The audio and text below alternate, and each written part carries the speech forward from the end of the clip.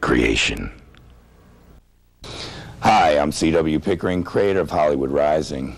Our show is designed to take you on the sets of independent filmmaking in Hollywood, interviewing producers, directors, actors, and others behind the scenes. We also visit the festivals where they take their projects to showcase them, hoping for sales and distribution. Our no-frills format will give the viewer an exciting approach and look inside independent Hollywood on the rise. Welcome to Hollywood Rising. Hi, Hollywood Rising!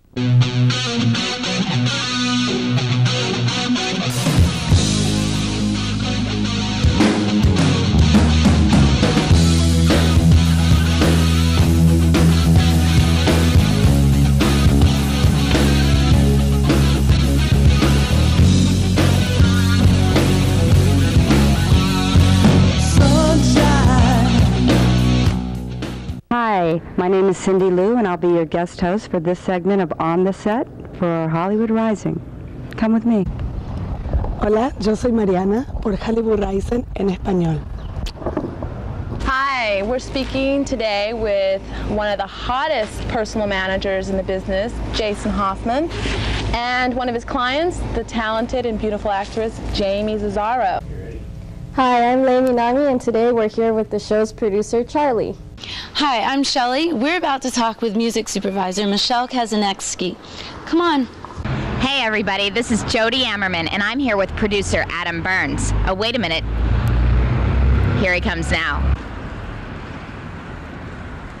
Hey Adam, what's going on? How are you? How are you? I'm doing really well. How are you? Good, thanks. Good. So Adam, you did something really unique with Fox Hunt. Can you elaborate for us? Yeah, we actually did the first feature film ever created from an interactive game, using footage from the game to create the movie. About 75% of our feature came from footage that was previously shot for the interactive game, and then we went and turned it into a television pilot, and it's currently over at Warner Brothers Television right now. So now let's take a sneak preview at Fox Hunt.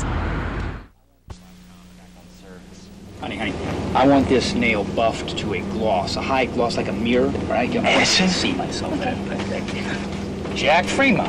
Edison Pettibone? Oh, man, I've seen every single one of your infomercials. The incredible Omnipitool mixes paint, cleans fish. Removes unsightly moles, spays and neuters your pet, makes mountains of julienne fries. The Omnipitool will replace any item you have in your household. Thank you. I'm very flattered. The Omnipitool was my first million seller. It came out in 1979, December 9th.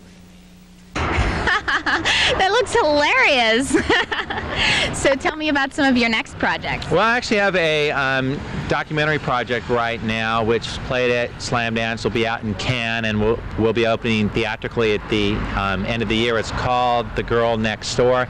I'm also working on a big budget feature, which is being written by the guy who wrote Total Recall and Alien, and I have several other TV and movie projects that I'm working on now. So Adam, as an independent producer, tell us how you put your projects together. Exactly, let's see, what is your job? Well, first of all, you got to go out and find the projects that you want to do, and once you find it, then comes a even more difficult part, which is finding the money to actually do it. And once you have the money and you have the project, you actually have to go and make it, which means hiring the director and the writer and the DP and all the different people that you need to do to physically make it, and then actually going and making the project. So it's sort of a soup to nuts type of thing. You got to start from the very start and then go and physically make the project. Very cool. Hey everybody, that was a sneak peek into producer Adam Burns' life. Hi, I'm with Jesse Johnson, the director of The Doorman. And Jesse, can you tell us a little bit about the film? The Doorman. We shot The Doorman for less than $50,000. We shot on the Super 16 format. It's a feature-length film with an awful lot of action for that budget.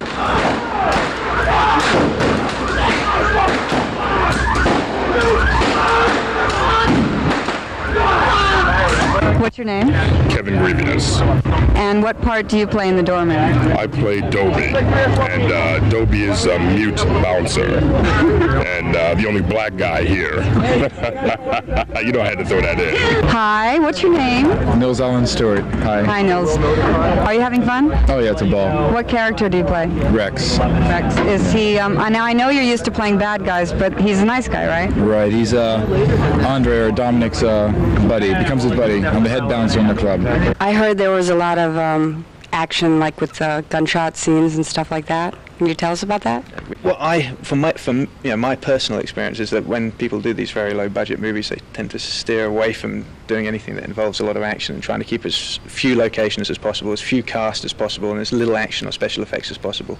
So what we thought we'd do, myself and Meg and Chris, the producers, and Dominic, who's also a producer on this, was to go the complete opposite direction and do as much action as possible, as much in the way of interesting cast as possible, as much special effects as possible, and generally try and break every rule that was set down by intelligent people and who were making low-budget movies. Hi, and you are? My name's Marshall. And what part do you play? I play the role of Coco. Hi, what's your name? My name is Dominic Vandenberg.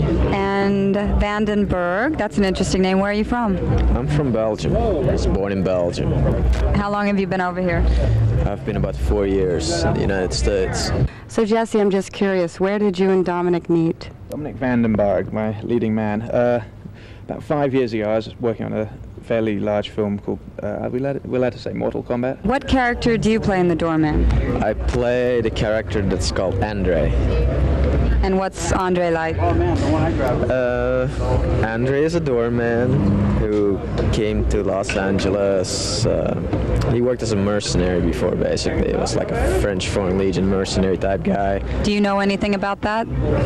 Yeah, I know a lot about that, actually. I served myself in the French Foreign Legion Paracommando unit for 5 years. But there was one character at the very back of the hall who was sitting like a monk, very, very quiet and almost religiously segregated from the other guys.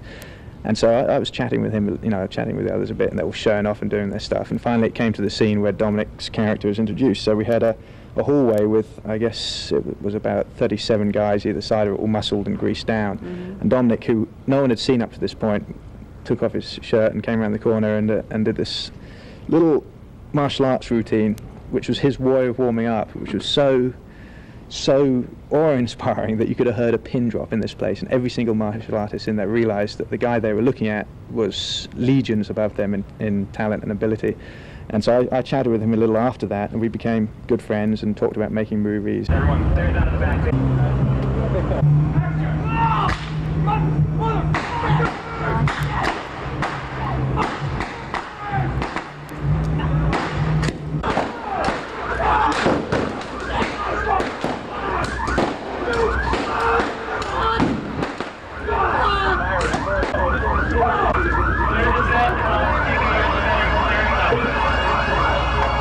Dominic really is the real thing, and even if he wasn't, the way he looks and what he brings to a part makes you believe you're looking at someone who's the real thing. The fact that he is the real thing is just, more interesting. I see you're wiping blood off. You must have just done I just got shot, actually. Oh, and do you live or die in the movie, or maybe you can't tell us? I can give that away. Oh, okay. You're gonna have to we'll have to see the movie then. Well, thank you very much. You're welcome. Okay, Charlie, final question. You created this show. What inspired you? Charlie, ¿qué es Hollywood Rising? Hollywood Rising es una compañía para entrevistar personas independientemente de Hollywood. I'm Shelley. We'll see you next time on Hollywood Rising. Good night. Okay, everybody. This is Jody Ammerman signing off from Hollywood Rising. I'll see y'all next time. Hi, I'm Melinda from Hollywood Rising, and here at Hollywood Rising, we go by the golden rule. So all of you with the gold, stay tuned for more contact information. Make you take your clothes off and